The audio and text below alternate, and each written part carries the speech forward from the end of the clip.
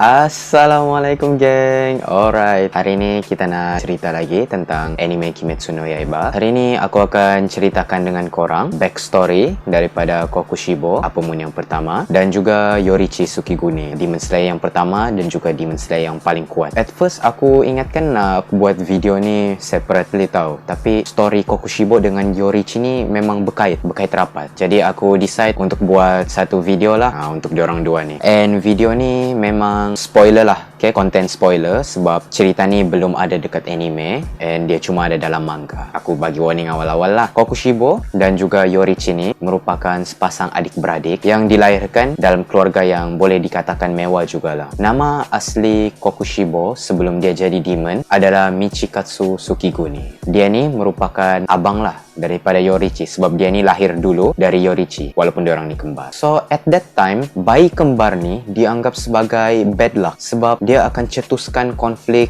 pewaris. Jadi family diorang tu, bapa diorang tak tahulah nak pilih abang ke ataupun adik untuk jadi pewaris. Masa Yoriichi ni dia lahir dengan birthmark yang hodoh dekat sebelah kiri dia kalau aku tak silap. Jadi masa bapa dia nampak tanda lahir Yoriichi tu, bapa dia arahkan orang-orang dia ni untuk bunuh Yoriichi. Bongok lah bapa dia ni bunuh budak sebab tanda lahir je. At that time yang bantah benda ni adalah mak dia. Mak Yoriichi dengan mak Kokushibo ni bantah cakap bapa dia ni. Cakap kenapa kau nak bunuh Yoriichi ni? Itu jadi gaduh, diorang punya gaduh. Dan bapa diorang ni pun decide untuk keep lah Yoriichi. Dia tak jadi bunuh Yoriichi, tapi dia akan dihantar ke kuil masa umur dia ni nanti 10 tahun. Walaupun Yoriichi dengan Kokushibo ni adik-beradik, tapi diorang ni kena treat sangat berbeza. Bapa diorang ni favor dengan Kokushibo. So Kokushibo ni dibagi makanan, pakaian yang baik-baik. Tapi Yoriichi ni pula on the other hand, dia dibagi yang habuk-habuk lah orang kata. Jadi pakaian dia pun pakaian biasa, makanan dia pun yang biasa. Everything is normal. Bukan macam Kokushibo ni yang memang mewah. Yang bela Yoriichi ni cumalah mak dia lah. Jadi Yoriichi ni memang rapat dengan mak dia dari kecil lagi. Yoriichi ni dia dari kecil dia tak bercakap. Orang-orang fikir yang dia ni bisu dan pekak. Tapi sebenarnya dia ni boleh je cakap. Cuma dia tu yang jenis pendiam kan, jadi dia tak bercakap. Sampailah umur dia 7 tahun. Nanti aku akan ceritakan lah part yang Yoriichi first time akan bercakap tu. Jadi satu hari ni Kokushibo dia nampaklah Yoriichi dia jalan dengan mak diorang ni. Yoriichi time tu dia tengah peluk mak dia dari sebelah kiri. Dia peluk mak dia tu, baru diorang jalan sama-sama. So masa Kokushibo nampak benda tu, dia anggap Yoriichi ni macam kebudak-budakan sebab dia nampak manja dengan mak dia kan. So Kokushibo tak suka dengan perangai Yoriichi macam tu. Dia nampak Yoriichi ni kebudak-budakan dan pitiful. Tu first yang Kokushibo dah start tak berapa suka lah dengan Yoriichi. Even though dia ni tak suka dengan perangai Yoriichi macam tu, dia ni sebenarnya ambil berat juga dengan adik dia. Jadi satu hari ni Kokushibo dia buat seruling kecil untuk Yoriichi. Malam-malam tu dia sembunyi-sembunyi keluar, dia pergi bilik adik dia bagi Yoriichi seruling tu. Sebab Kokushibo ni dia tak boleh bagi apa-apa barang dia dengan Yoriichi. Ada satu kali tu bapa dia tahu yang Kokushibo ni bagi barang dia dengan Yoriichi. So bapa dia pukul Yoriichi time tu. Bapa dia be like, kenapa kau bagi barang kau dengan Yoriichi? Tu bapa beli bagi untuk kau, bukan untuk dia. Kau jangan bagi barang kau dengan dia. Jadi Kokushibo pun dia terpaksa buat barang dia sendirilah dan dia bagi dengan Yoriichi. So satu hari ni, time tu Kokushibo tengah berlatih kendo dengan guru dia. So time tu Yoriichi dia tengah perhatikan lah abang dia ni di sebalik pokok. And masa tu Yoriichi bercakap dengan abang dia ni untuk pertama kali. Dia tanya dengan abang dia, abang nak jadi samurai yang paling kuat di negara ni kan? Itu yang Yoriichi tanya. Jadi masa tu Kokushibo dia terkejut lah. Dia terkejut sebab itu first time adik dia bercakap. Dia ingatkan adik dia bisu, tapi rupa-rupanya adik dia ni memang petah berkata-kata. Jadi dia punya shock tu sampaikan pedang yang dia pegang tu terlepas dari genggaman dia. Dan Yoriichi cakap lagi dengan abang dia. Dia kata, aku pun nak jadi samurai yang paling kuat juga, tapi aku nak jadi samurai kedua paling kuat lepas abang. Dia cakap tu sambil dia senyum. So masa Kokushibo nampak Yoriichi cakap benda tu sambil dia senyum, dia rasa jijik dengan Yoriichi. Sebab dia fikir masa tu mustahil lah budak-budak yang manja, yang nampak budak-budakan ni akan jadi samurai yang hebat. Itu yang Kokushibo rasa time tu. Lepas event tu pun Yoriichi tetap jugalah datang. Dia tengok abang dia ni practice. And one day tu dia minta permission dengan guru Kokushibo ni untuk ajarkan dia sekali kendo. And guru dia ni benarkan lah. Guru dia bagi pedang kayu dengan dengan Yorichi, dan dia ajar basic-basic kendo dengan Yorichi, dan dia suruh Yorichi serang dengan dia. So masa Yorichi serang dia tuh, Yorichi pukul guru dia tuh dalam 4 serangan, dan terus guru dia tuh pengsan. Kokushibo yang nampak time tuh, dia terkejut gila, dia terkejut sangat, sebab selama ni dia tak pernah pun satu kali hit guru dia tuh. Macam mana kuat pun dia cuba, dia tetap takkan dapat hit. Yorichi ni bukan setakat dia pukul guru kendo dorang tuh, dia sampai bagi pengsan guru tuh. Itu yang buatkan Kokushibo betul-betul terkejut. Jadi lepas dari event tuh, Yorichi dia kata dia dah tak nak jadi samurai, sebab dia kata masa dia pukul orang, dia rasa bersalah sangat, dia rasa bad, dia rasa teruk. Jadi dia putuskan untuk tak jadi samurai lagi. Walaupun begitu, Kokushibo dia tetap tanya dengan Yorichi, macam mana Yorichi ni dia ada kekuatan yang begitu. Dia tanya, Yorichi bagi tahu abang, macam mana kau buat macam tu, apa rahsia kau? Jadi dia pujuk Yorichi ni, dan Yorichi pun mengalah. Dia bagi tahu lah, dia cakap dengan abang dia, masa enemy tu nak lakukan serangan, dia orang punya dada ni akan menaik sikit. So masa tu kau perhatikan je pergerakan otot, muscle, pergerakan darah dia orang, kau perhatikan je semua tu. Jadi masa Kokushibo dengar penjelasan Yorichi ni, dia confused lah sekejap. Dia fikir, apa yang adik aku cakap ni? Kali dia fikir dalam-dalam, dia tafsir apa maksud Yorichi ni, dia perasan, dia tahu satu hal, dia tahu yang Yorichi ni sebenarnya dia ada kebolehan untuk nampak terus dalam badan manusia. Tu yang dia boleh perhatikan, aliran darah, pergerakan otot semua tu Yorichi boleh nampak. Ability tu pun dia sedar dah memang ada dalam diri Yorichi, sama dengan birthmark dia. Masa tu Yorichi sambung lagi lah, dia cakap lagi dengan abang dia, tapi abang, banding dengan kita cakap pasal pedang, cakap pasal berlawan, bergaduh ni, aku lagi enjoy kalau kita dapat main layang-layang dan Sugoroku sama-sama. Sugoroku ni dia permainan tradisional Japan. So masa Kokushibo dengar apa yang Yorichi kata tu, dia rasa jealous dan dia rasa marah. Dia fikir, kenapa kebolehan Yorichi tu ada dengan Yorichi, sedangkan Yorichi ni bukan yang jenis suka bergaduh, dia tak sukakan keganasan. Jadi kenapa ability tu ada dengan Yorichi, bukan dengan diri dia? Itu yang Kokushibo fikir. So dia pun makinlah jealous lagi time tu, makin dia marah. Lepas bapak dia tahu yang Yorichi dapat pukul guru kendo dorang tu sampai pengsan, bapak dia ni tukarkan role dorang. So Yorichi pula yang akan dijadikan sebagai pewaris, and Kokushibo ni pula yang di tempat Yorichi, dia pula yang dilayan macam orang biasa. Tapi Kokushibo time tu dia tiadalah rasa marah dengan keputusan bapak dia. Dia time tu yang dia fikir, macam mana Yorichi ni boleh kuat begitu, kenapa dia ada ability macam tu. Itu yang dia fikir, itu je dalam otak dia. Satu malam ni Yorichi dia sembunyi-sembunyi, dia jumpa dengan abang dia. Dia bagi tahulah dengan abang dia time tu mak dia orang ni dah meninggal. So Kokushibo time tu dia confused lah, dia hairan, macam mana mak dia orang ni tiba-tiba meninggal, it's so sudden. Yorichi bagi tahu, abang tanyalah dekat pembantu kita tu, aku datang jumpa abang ni just untuk bagi tahu benda tu, dan aku akan tinggalkan rumah ni, malam ni aku akan keluar dari rumah. Kokushibo pun terus dengarlah apa yang adik dia tu cakap, dia tak kacau kecakapan adik dia tu. Dan Yorichi sambung lagi, dia tunjukkan seruling yang abang dia bagi tu. Dia cakap, seruling yang abang bagi ni benda ni paling berharga untuk aku janji aku akan jaga seruling ni baik-baik, dan aku akan berusaha keras. Jadi masa Kokushibo dengar percakapan Yorichi ni, dia confused lagi, and dia jijik. So time tu Yorichi cakap sambil tersenyum. Tu senyuman kedua Yorichi lah. Dan dia fikir, apa yang Yorichi anggap seruling tu special sangat. Seruling tu dia bukannya apa-apa, and seruling tu dia kalau dimainkan bunyi dia off tune, lari tune. Jadi melodi dia bukannya baik, tapi kenapa Yorichi ni anggap benda kecil macam tu macam harta karun dia? Jadi Kokushibo pening lagi, and dia jijik dengan senyuman Yorichi tu. Tapi time tu dia tak kata apa-apa jugalah, dia cuma simpan dalam hati. Malam tu lepas Yorichi cakap dengan abang dia keluar dari rumah dia, and Kokushibo time tu dia baca diary mak dia. Masa dia baca diary mak dia tu, dia found out yang actually Yorichi ni dia dah tahu yang dia akan dijadikan sebagai pewaris. Dia memang dah plan awal-awal untuk lari dari rumah tu sebelum umur dia 10 tahun lagi. At the same time, dia discover juga yang rupa-rupanya mak dia ni ada satu penyakit di bahagian kiri dia. Jadi benda tu buatkan mak dia ni tak selesa dan susah berjalan. Dan masa dia baca part tu, dia teringat balik dengan action Yorichi. Jadi dia sedar rupa-rupanya Yorichi selama ni dia melekat dengan mak dia tu bukan sebab dia manja, tapi sebab dia nak support mak dia tu untuk jalan, sebab mak dia sakit. Tu pasal dia peluk mak dia di sebelah kiri, dia bantu mak dia tu untuk jalan. So masa Kokushibo perasan benda tu, dia rasa time ni lah dia betul-betul benci dan dia sakit hati betul dengan Yorichi. Budak yang dia anggap selama ni lemah, yang lagi low dari dia, rupa-rupanya budak tu lagi kuat dari dia. Macam Kokushibo ni yang tidak apa-apa dibandingkan dengan Yorichi. Masa itulah tahap jealous dan marah Kokushibo tu betul-betul di atas puncak. Kokushibo punya marah tuh, dia sampai terkeluar darah dari hidung dia. Malam tu pula, lepas Yorichi keluar dari rumah diorang tuh, actually dia tak pergi pun kuil tuh, dia lari, dia nakkan freedom, and dia sampai di satu kawasan sawah padi ni. Dekat situ, dia nampak satu budak perempuan ni bawa bakul. Dia tengah berdiri di tengah-tengah sawah padi. Yorichi pergi tegur lah budak perempuan tu. Dia tanya,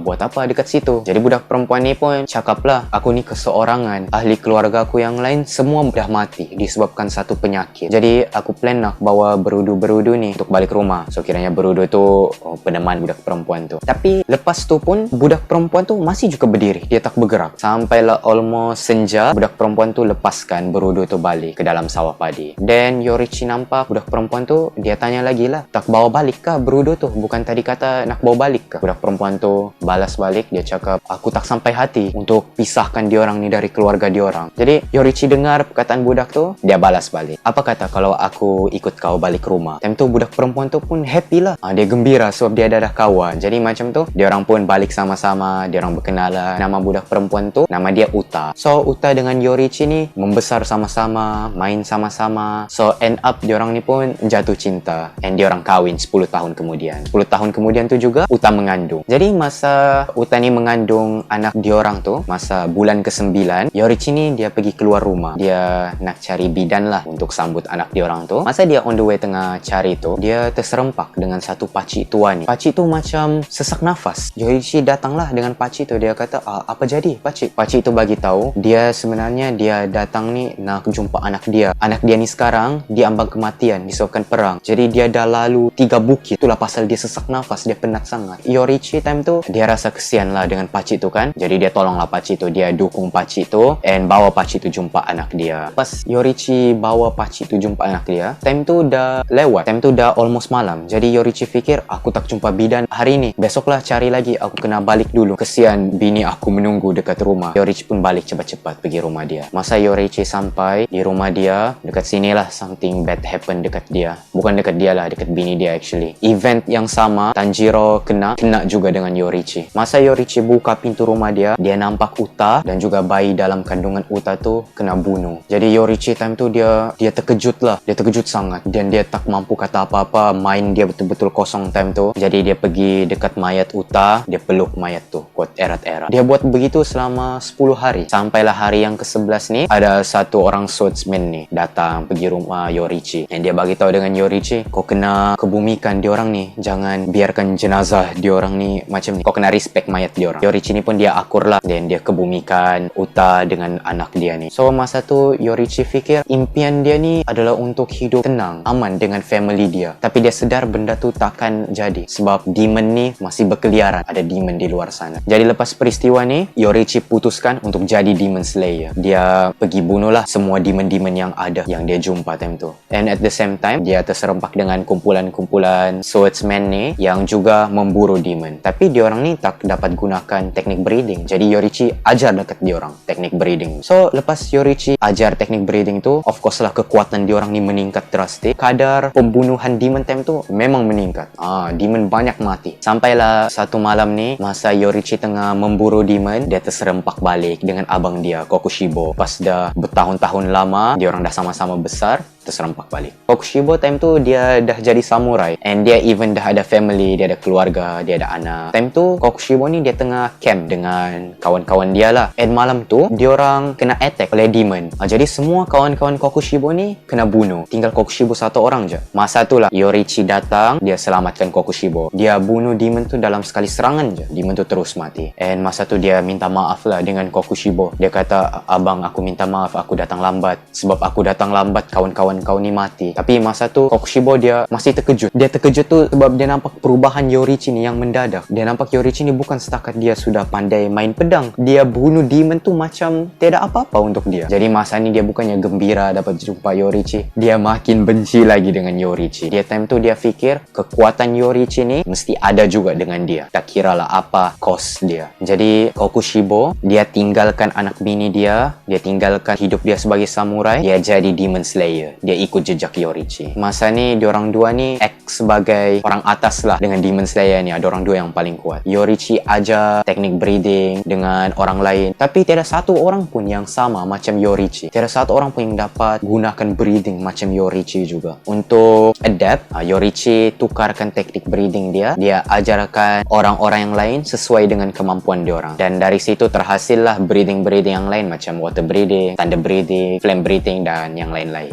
Jadi Kokushibo ni pun even though dia berlatih gila-gila, tapi dia tetap tak dapat gunakan sun breathing. Yang dia boleh guna cumalah breathing yang dia cipta tu, moon breathing. Itu pun buat dia frust jugalah. Kenapa dia tak dapat gunakan breathing yang sama macam Yorichi. Dia berlatih punya latih macam tu, and lama-lama dia dah dapat Demon Slayer Mark. Demon Slayer Mark ni aku tak nak cerita panjang lah, cuma untuk pengetahuan korang, Demon Slayer Mark ni akan ada bila seseorang tu dah lampaui limit dia. So Demon Slayer Mark tu akan muncul. Jadi Demon Slayer Mark tu dia akan tingkatkan lagi kekuatan user dia tu. Cons dia pula, orang yang ada mark ni takkan hidup lama. Diorang akan mati masa umur diorang 25 tahun. Itu yang price diorang kena bayar lah untuk dapat kekuatan tu. So Kokushibo time tu dia nampak banyak Demon Slayer yang ada mark ni mati masa umur dia 25 tahun. Jadi dia rasa takut. Dia rasa dia masih lagi boleh kuat, tapi takkanlah dia akan mati masa umur dia 25 sedangkan dia still boleh grow lagi. Sampai satu hari ni dia encounter dengan Muzan, dan Muzan cakap dengan Kokushibo time tu, kau join lah dengan aku. Kau nak kekuatan kan? Kau jadi demon, kau tak akan mati. Kau boleh terus menerus berlatih dengan kau punya breathing tu. Kau boleh bertambah kuat lagi. Aku perlukan demon anda aku, and kau pun perlukan kekuatan kan? Kau kerja dengan aku. So Kokushibo yang time tu dia dah buta. Apa yang dia fikirkan, dia nak jadi kuat. Dia nak lampaui Yorichi. Tanpa fikir panjang, dia terima offer Muzan. And masa itulah dia dah jadi demon Muzan. Apa pun demon yang pertama Muzan. And lepas tu dia hianat dengan Demon Slayer Corp. Dia ikut Muzan. Beberapa waktu lepas tu pula, Yorichi pula yang encounter dengan Muzan. Masa Yorichi jumpa Muzan tu, Muzan ada dengan satu orang perempuan. Perempuan tu adalah Tamayo. Jadi masa Yorichi nampak Muzan, time tu lah dia dah sedar apa tujuan dia hidup di dunia ni. Dia tahu yang dia hidup di dunia ni memang tujuan dia adalah untuk bunuh Muzan. Masa ni lah diorang start berlawan. Tapi even though Muzan ni raja demon yang paling kuat, tapi kekuatan dia ni tiada apa-apa dibandingkan dengan Yorichi. Dia tak mampu untuk lukakan Yorichi sedikit pun. Lepas Yorichi completekan form dia yang ke-13 tu daripada sun breathing, dia potong kepala Muzan. Muzan time tu dia hairan kenapa dia tak boleh regenerate. Kepala dia dah nak putus dah time tu, tapi dia cepat-cepat tahan supaya tak putus. Yorichi datang dekat Muzan, dia tanya satu soalan dekat Muzan. Apa yang kau anggap nyawa manusia ni? Itu yang Yorichi tanya. Tapi Muzan tak kata apa-apa. Dia tetap diam. Time tu Muzan marah gila dengan Yorichi. Dia rasa dipermalukan sangat. Jadi dia letupkan diri dia ni kepada 1800 serpihan. And time tu Yorichi dapat hancurkan 1005. Means ada 300 lagi lah sisa. 300 tu boleh bergabung lagi jadi satu and boleh regenerate Muzan yang baru. So time tu Muzan tak mati lagi. Tamayo nampak benda tu, dia rasa kecewa, dia frust. Dia kata dengan Yorichi, kau sikit lagi kau nak bunuh Muzan. Kalau kau dapat bunuh Muzan kan berakhirlah semua ni. Sayang sangat kau tak dapat kalahkan dia. And sekarang ni dia ada conquer weakness dia sendiri. Maksudnya Muzan ni takkan mati walaupun kepala dia ni kena potong. Jadi masa Yorichi dengar kataan tu, dia cakap dengan Tamayo, memandangkan Muzan ni belum mati lagi, kau tolonglah aku bekerjasama untuk kalahkan Muzan. And Tamayo dia accept lah proposal Yorichi tu. Dia cakap okay, kita kerja sama-sama. And dia bagi tahu Yorichi, Muzan tak akan muncul lagi selama mana Yorichi ni masih hidup di dunia ni. So time tu dia tahu Muzan memang dah takut dengan Yorichi. Yorichi dia biarkan Tamayo ni pergi. And beberapa minit kemudian datang pula Demon Slayer yang lain ni dengan Yorichi. Dia bagi tahu dengan Yorichi, abang dia ni dah jadi demon. So diorang time tu diorang salahkan Yorichi sebab Yorichi ni gagal bunuh Muzan sebab biar Tamayo lari, abang dia ni jadi demon. Diorang salahkan semua tu dengan Yorichi. And diorang suruh Yorichi ni pergi bunuh diri disebabkan kegagalan dia. Tapi masa tu Oyakata sama zaman tu dia halang Yorichi daripada bunuh diri. Yorichi time tu dia rasa sakit lah. Bukan dia sakit sebab dia kena tuduh disebabkan kegagalan dia tu. Dia tahu disebabkan kegagalan dia bunuh Muzan, in the future akan ada lagi ramai orang yang mati. Itu yang Yorichi fikir. Lepas peristiwa tu aku tak sure lah Yorichi masih stay di Demon Slayer Corp ataupun dia dah jadi lone wolf, tapi dia still jadi Demon Slayer lah. Dia jumpa dengan satu orang ni, nama orang tu Sumiyoshi. Sumiyoshi ni adalah moyang Tanjiro yang dulu. Sebelum Yorichi dan Sumiyoshi ni berpisah, Yorichi tunjukkan complete movement dari sun breathing ni dengan Sumiyoshi. So Sumiyoshi nampak pergerakan tu, dia hafal lah seluruh pergerakan tu tanpa ada satu salah pun. Dan dia ajarkan lagi pergerakan tu dengan anak dia. Diteruskan lah sampai Tanjiro dapat. And benda tu dikenali sebagai Hinokami Kagura. Lepas Lepas berpuluh-puluh tahun, Kokushibo dengan Yorichi berjumpa balik pada suatu malam. Masa diorang berjumpa ni, umur Yorichi time tu dah 80-an. Dia dah tua dah time tu. Jadi Kokushibo nampak Yorichi time tu, dia hairan macam mana adik dia ni boleh hidup lagi sampai umur 80, sedangkan Demon Slayer lain yang ada mark tu umur 25 memang dah mati. Itu yang dia hairan. Jadi Yorichi masa dia nampak abang dia tu dah jadi demon betul-betul depan mata dia, jadi dia menangis time tu. Dia menangis untuk pertama kali. Dia rasa sebab sebab dia nampak abang dia tu dah jadi demon kan. Jadi dia beritahu abang dia, aku kesiankan dengan kau abang. Masa tu dia tabahkan jugalah hati dia. Dia tahu yang memang kerja dia ni sebagai Demon Slayer untuk bunuh demon. Dia pergi serang abang dia. Time tu dia cuba untuk potong kepala Kokushibo, tapi miss. Dia cuma potong dalam separuh lah macam tu. So Kokushibo pun terkejut lagi dengan pergerakan adik dia tu. Masa dia kena serangan tu, dia fikir time tu pergerakan Yorichi dengan zaman dia masih muda tu tiada beza langsung. Kecepatan, kekuatan, ketangkasan dia still sama. Jadi dia fikir lagi masa tu, kalau Yorichi serang dia lagi satu kali ni, dia memang confirm dah mati lepas ni. Jadi dia tunggulah serangan dari Yorichi. Tapi Yorichi tak pernah pun buat serangan kedua dia. Sebab masa tu dia dah mati disebabkan tua. Dia mati dalam keadaan berdiri. Masa Kokushibo perasan yang Yorichi ni dah mati disebabkan tua, dia bukan rasa happy sebab Yorichi dah mati, tapi dia rasa kecewa. Sebab dia tahu disebabkan kematian Yorichi tu, dia dah takkan dapat dikalahkan lagi oleh sesiapa pun. Dia takkan dapat kematian yang terhormat. At that time dia rasa kecewa, tapi at the same time pun dia masih lagi simpan rasa marah dan dendam dia dengan Yorichi. Dia pergi serang Yorichi. Masa tu mayat Yorichi terbelah jadi dua lah. Masa body Yorichi tu terbelah dua, ada satu benda jatuh dari badan Yorichi. And Kokushibo nampak benda yang jatuh tu rupa-rupanya seruling. Seruling yang Kokushibo bagi dengan Yorichi tu, itu yang Yorichi masih simpan lagi sampai dia tua. Jadi masa dia nampak seruling tu, Kokushibo pun menangis. Dia pun rasa sebab juga. Kokushibo ni biarpun dia benci dengan adik dia, sebenarnya dia sayang juga dengan adik dia, tapi disebabkan rasa ingin beat Yorichi tu, dia jadi buta. Dia ambil seruling tu, dia simpan dengan dia sampailah sekarang dia simpan seruling tu. Jadi lepas Muzan tahu yang Yorichi ni dah mati, Muzan dengan Kokushibo ni diorang pergi bunuh semua orang-orang yang dikatakan tahu tentang sun breathing. Jadi diorang fikir tiada siapa lagi dapat halang diorang lepas ni sebab Yorichi pun dah meninggal kan. Okay geng, itu sahaja story Kokushibo dan juga Yorichi daripada aku. Tekak aku pun dah rasa kering sebab cerita lama sangat. Aku harap korang enjoy lah tengok video ni. Apa-apa pun, keep supporting Faiz di Studios. See you guys next time. Assalamualaikum.